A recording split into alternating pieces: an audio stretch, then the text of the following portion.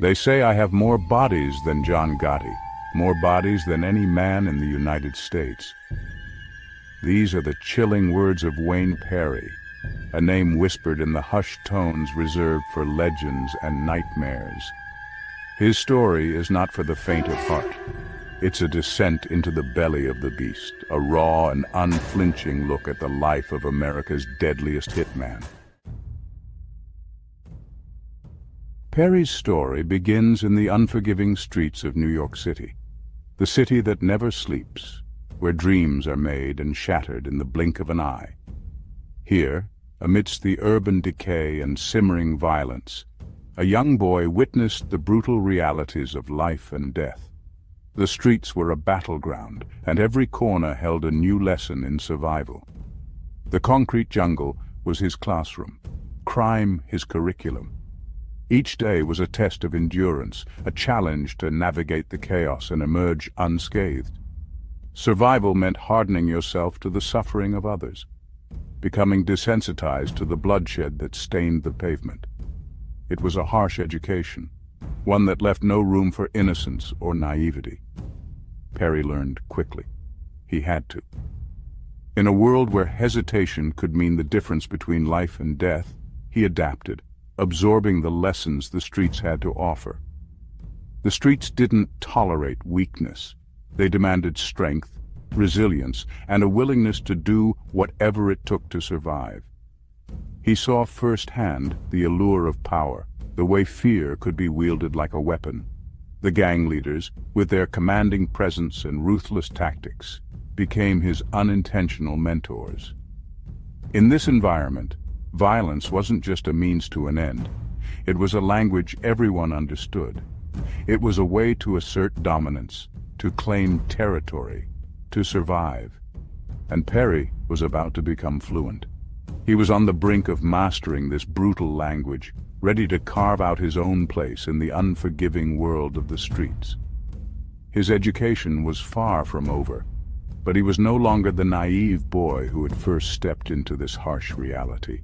He was evolving, becoming a product of his environment, and the streets were about to witness the rise of a new player in their relentless game. Word spread like wildfire through the underworld. A young man, ruthless and efficient, was making a name for himself. He was a phantom, moving silently in the shadows, leaving a trail of bodies in his wake. His weapon of choice, the gun. Each kill was swift, calculated, and utterly devoid of remorse. There were no loose ends, no witnesses to tie him to the carnage.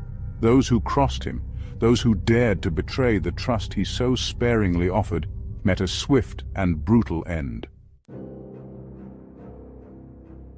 It was during this bloody ascension that Wayne Perry crossed paths with another rising star in the criminal underworld, Alberto Alpo Martinez. Their meeting was not by chance, but rather a convergence of two formidable forces destined to leave an indelible mark on the streets.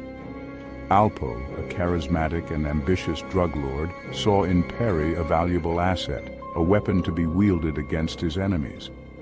Perry's reputation as a ruthless enforcer preceded him, and Alpo knew that with Perry by his side, his grip on the drug trade would tighten. Together, they formed a deadly alliance, a partnership forged in blood and ambition that would terrorize the streets.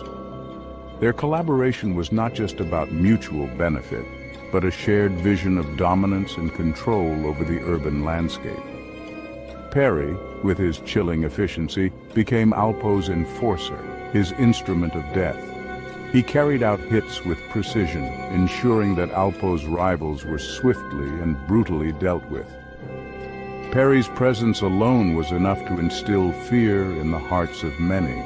Their reign was one of fear and brutality. The streets, once bustling with life, became a battleground where the weak were preyed upon and the strong fought for survival. The duo's influence spread like a dark shadow, enveloping the city in a blanket of terror. Competitors were eliminated, informants silenced. No one was safe from their reach. Those who dared to oppose them met a swift and violent end. their bodies left as grim reminders of the consequences of defiance. The streets ran red with the blood of their enemies. Each act of violence was a message, a declaration of their unyielding power.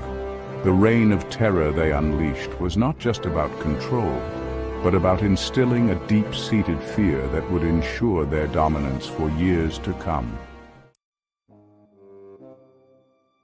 Training an army, Perry's deadly legacy. As Alpo's empire expanded, so too did Perry's influence. He was not just a shadow in the background. He was a force to be reckoned with, a name that struck fear into the hearts of many. His reputation grew as he became more deeply entrenched in the underworld, a figure of both respect and terror. He wasn't content with being just a hired gun. Perry had ambitions that went beyond mere survival or wealth. He wanted power, control, and a legacy that would be remembered long after he was gone. He envisioned an empire of his own, built on the backs of those he trained and molded. He sought to create an army of killers, loyal soldiers who would carry out his every whim. These were not just ordinary criminals. They were hand-picked for their potential, their ruthlessness, and their willingness to follow Perry without question. He saw himself as a general and his recruits as his troops. He became a mentor, a dark shepherd guiding lost souls down the path of violence. Perry took young, impressionable men under his wing, offering them a sense of belonging and purpose. In return, they gave him their loyalty and their lives. He was their teacher, their leader, and their God. He taught them the art of the kill, instilled in them the same cold-blooded detachment that had become his trademark. Perry's training was brutal and relentless, designed to strip away any remnants of humanity and replace it with a killer's instinct.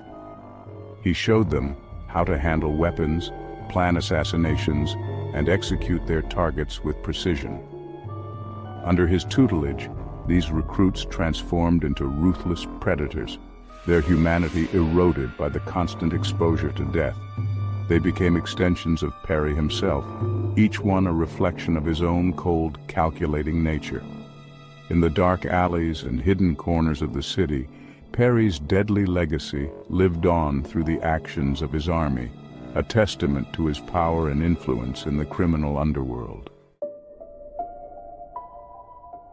Blood on the asphalt, the body count rises. The body count climbed with each passing day. Drug dealers, rival gang members, anyone who stood in the way of Alpo's ambitions became a target. The streets of New York became a battleground, a gruesome testament to the insatiable hunger for power that consumed both Alpo and Perry. But with each kill, with each life extinguished, the weight of his actions began to take its toll on Perry. The darkness he had embraced so fully began to consume him from the inside out. Betrayal and capture. The fall of a kingpin. The alliance between Alpo and Perry, a bond forged in blood and ambition, was not destined to last. Betrayal, it turned out, was the language of their world. Alpo, facing mounting pressure from law enforcement, made a fateful decision. He turned on his enforcer, offering up Perry as a sacrifice to save himself. The arrest sent shockwaves through the underworld.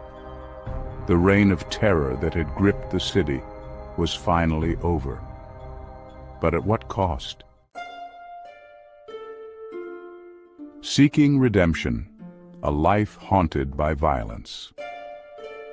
Now behind bars, Wayne Perry is a man wrestling with the ghosts of his past. He speaks of peace, of remorse for the lives he's taken. But the path to redemption is a long and arduous one, particularly when paved with so much blood.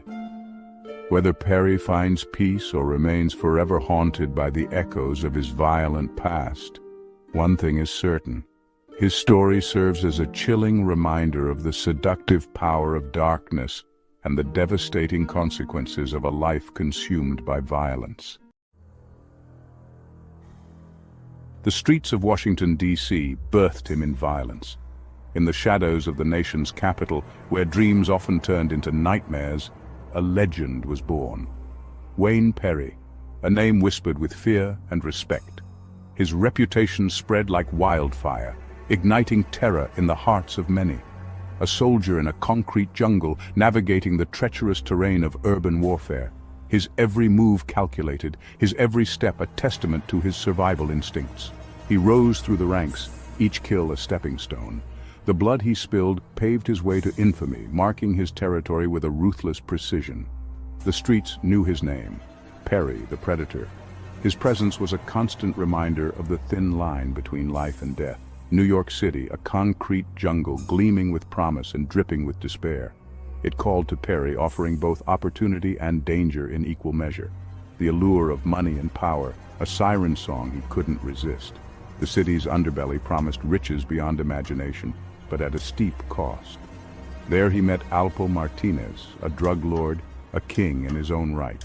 Their meeting was not just a chance encounter, but a collision of two formidable forces. Their ambition, a shared hunger, drew them together.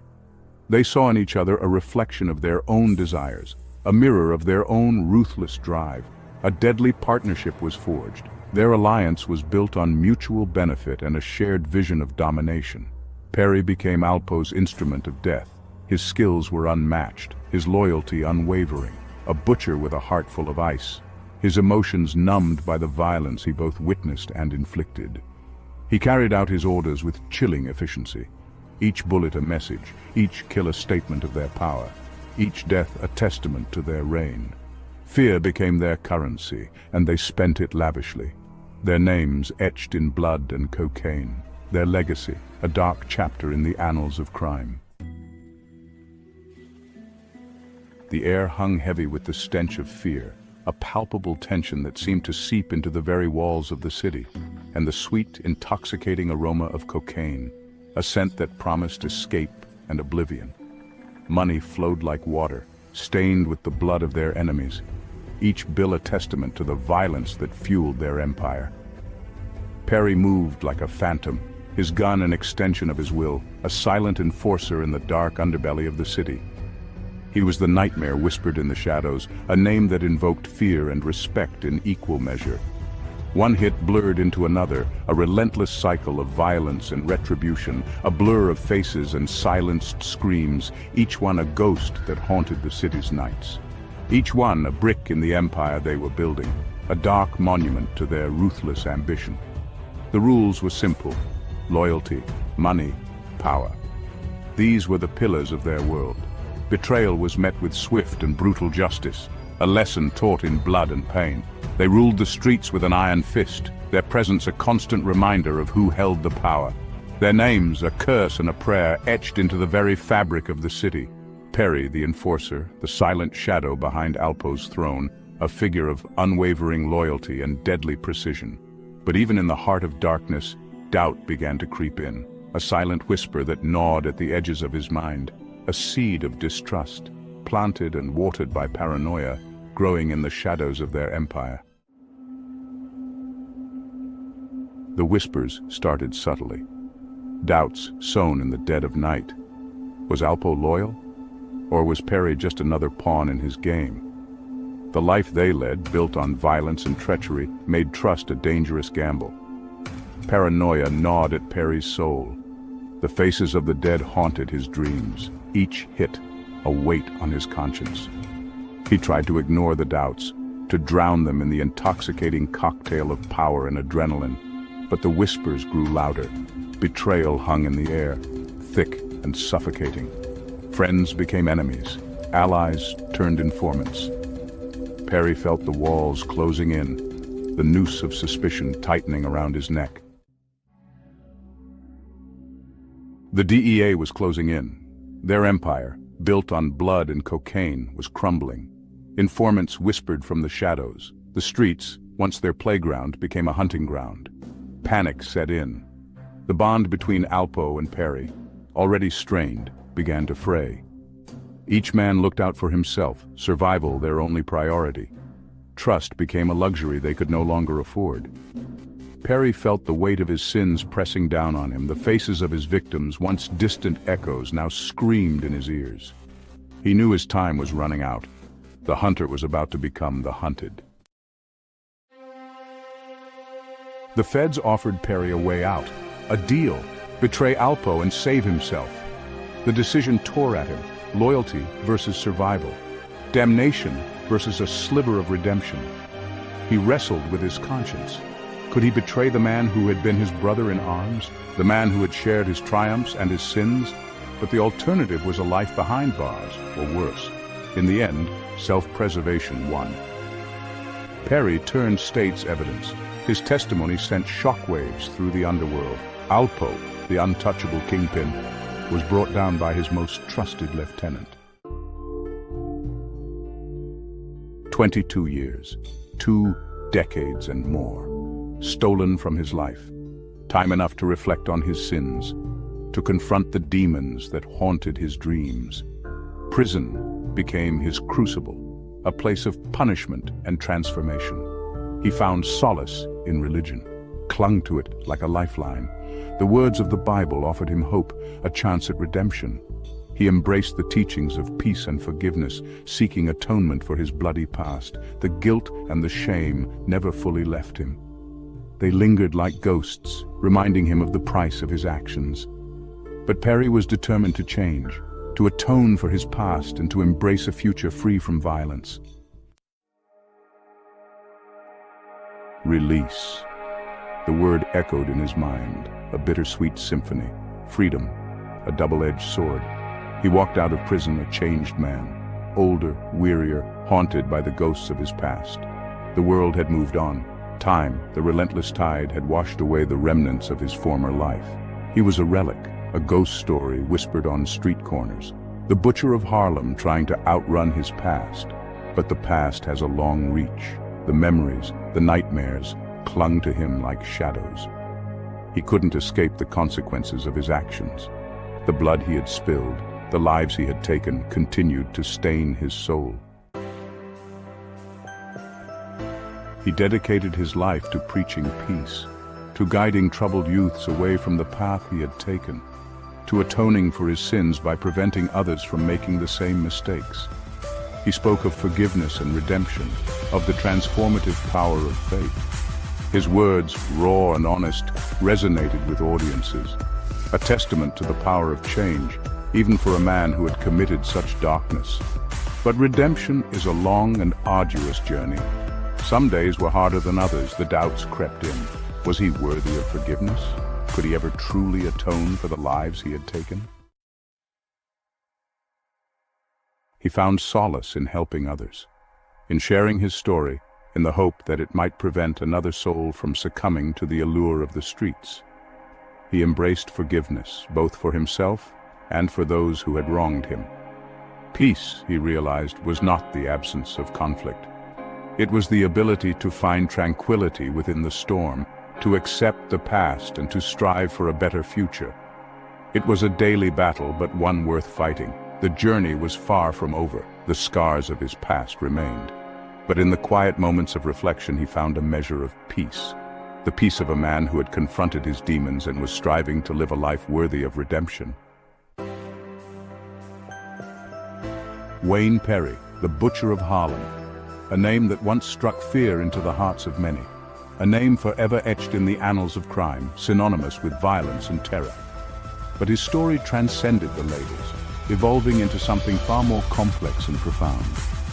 It spoke of the enduring power of the human spirit, the ability to change and grow despite a dark past. The capacity for both great evil and profound change exists within us all. His life was a testament to the complexities of redemption, showing that transformation is possible even in the most unlikely circumstances. A reminder that even in the darkest of hearts, a flicker of hope can ignite, leading to a path of light. That even the most hardened criminal can find salvation, turning their life around in ways once thought impossible. Wayne Perry's story was a cautionary tale, a story of violence and its consequences, but also a narrative of transformation. But it was also a story of hope, of second chances, and the enduring belief in the possibility of redemption, no matter how far one has fallen. A testament to the power of the human spirit to rise from the ashes of its past and embrace a future filled with possibility, proving that change is always within reach. Streets of Blood and Cocaine.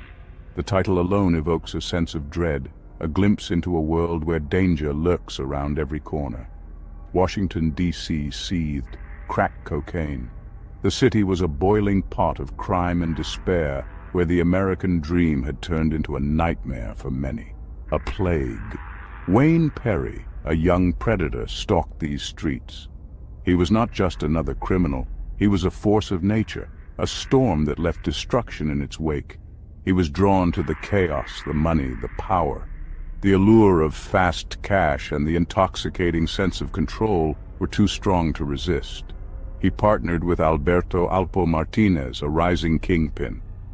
Together, they formed a deadly alliance, a partnership built on mutual ambition and a shared ruthlessness. Their business cocaine, their bond ruthlessness. They were the architects of a criminal empire, their influence spreading like a virus through the veins of the city. Perry became Alpo's shadow, his enforcer.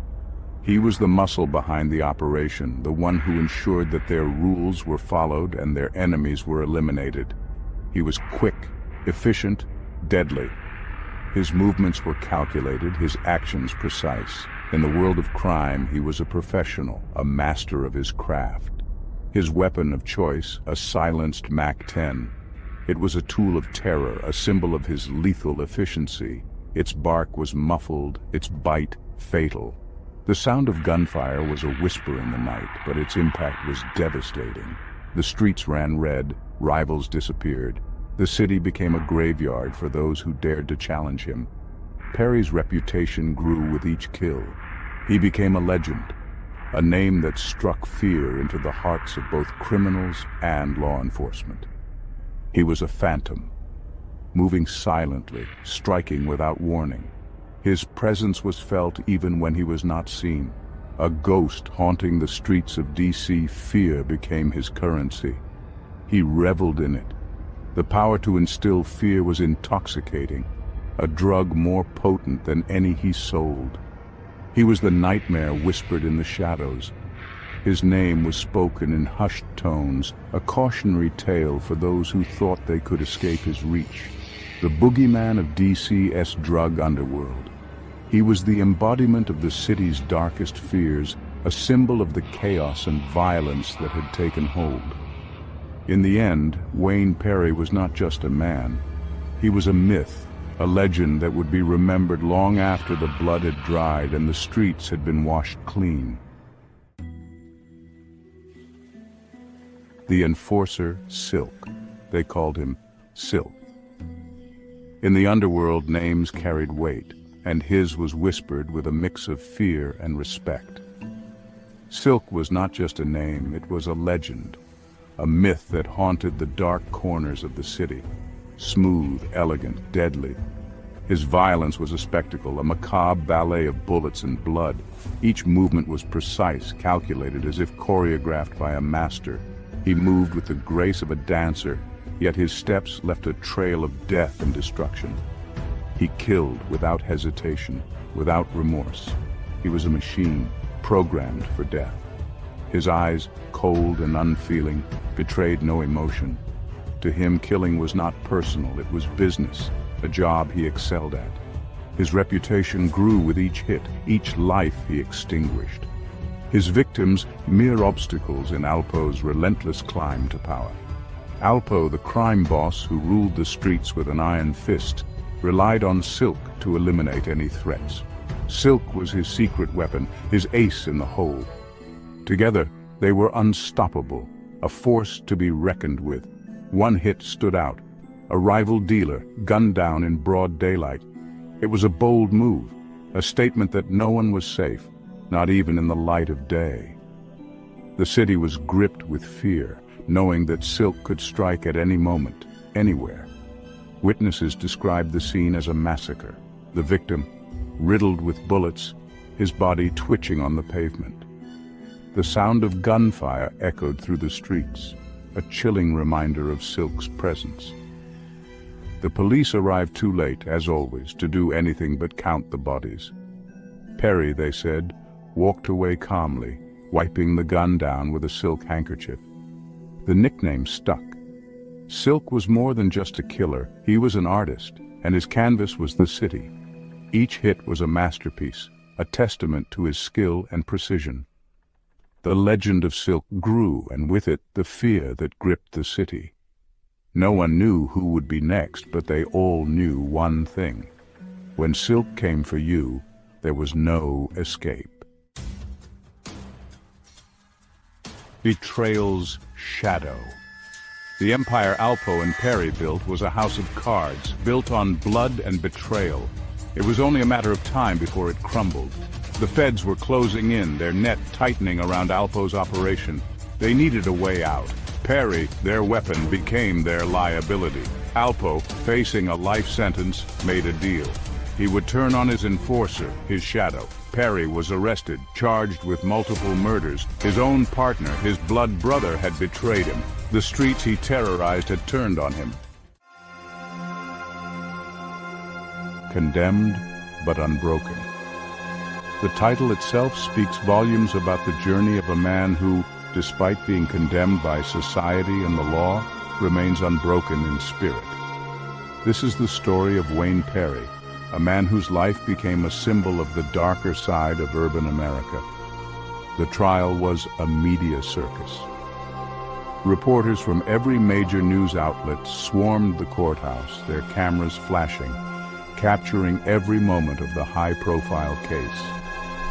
The courtroom was packed with spectators, all eager to witness the downfall of one of the city's most notorious figures. Perry, known on the streets as Silk, became a symbol of the city's descent into chaos. His name was synonymous with fear and violence, a stark reminder of the urban decay that plagued the city. He was a product of his environment, but also a key player in its destruction. The evidence against him was overwhelming. Eyewitness accounts painted a vivid picture of his crimes, while ballistic reports provided irrefutable proof of his involvement. But it was Alpo's chilling testimony that sealed his fate. Alpo, once a close associate, turned state's witness, revealing the darkest secrets of their criminal enterprise. The jury returned a guilty verdict. Multiple life sentences were handed down, ensuring that Perry would spend the rest of his days behind bars. As the gavel struck, signaling the end of the trial, Perry showed no emotion. His face remained a mask of indifference, betraying no hint of the turmoil within. His eyes, cold and empty, reflected the abyss of his crimes. They were the eyes of a man who had seen and done too much, who had crossed too many lines to ever find his way back. They were the eyes of a man who had lost his soul. He was sent to the infamous USP Marion, a supermax prison in Illinois. Known for its harsh conditions and high security measures, USP Marion was the end of the line for many of the nation's most dangerous criminals. It was a place where hope went to die. The end of the line. For Perry, it was a stark reminder of the choices he had made and the path he had chosen. The long, desolate corridors of the prison echoed with the sounds of despair, a constant reminder of the life he had left behind. But even in solitary confinement, Perry couldn't escape the ghosts of his victims. The small, claustrophobic cell became a prison within a prison, a place where he was forced to confront the consequences of his actions. The silence was deafening, broken only by the echoes of his own thoughts. They haunted his dreams, their faces contorted in eternal screams. Night after night, he was tormented by visions of the lives he had destroyed. Their voices, filled with pain and anguish, echoed in his mind, a constant reminder of his guilt. He was trapped, both physically and mentally, in a prison of his own making. The bars that confined him were not just made of steel, but of regret and remorse. He was a man condemned, but unbroken, forced to live with the weight of his sins for the rest of his days.